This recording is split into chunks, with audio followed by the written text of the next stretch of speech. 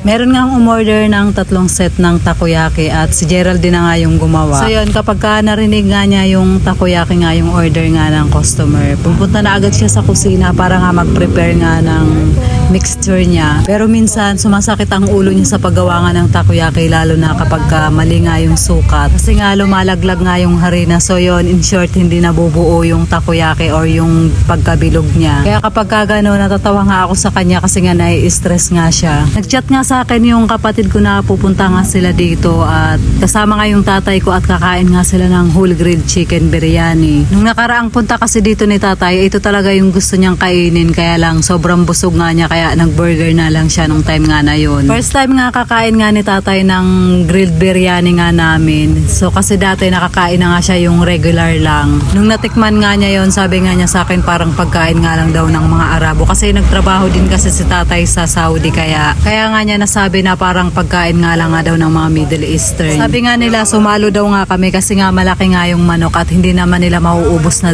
dalawa. Kaya nakasalo na din nga kami. So ako pumapak lang din ako ng manok. Maya naman huminto nga kami ni Geraldine kasi merong customer na pumasok. So umorder din nga sila ng beef at saka chicken biryani, kaya pinag-prepare nga muna namin sila. Okay na po. All together. Namumusaw. Bakit? Sayang. Saya Paul? Told you. Lusaway din siya yun. 2, 3. Hindi pa kumakain yun. Ang dami na kinain na. Bubuo, hindi pa din sila bubuo dito. Ha? Hindi bubuo eh. Naboboring din yan.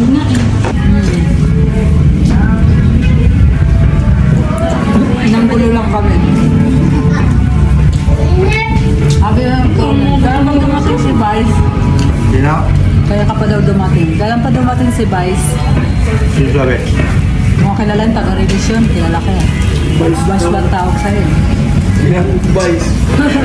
Naman doon, kilala mo yata yung meron din eh. Ang ganda ng Basta, kumain kami. Yung sinembro. Oo, tinamo din ko. Vice.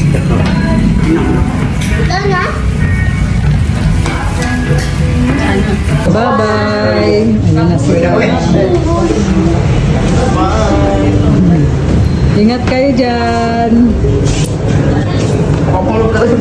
Lamig ng aircon! Ang lamig ng aircon! Ang sarap mag jacket. na nilalagay.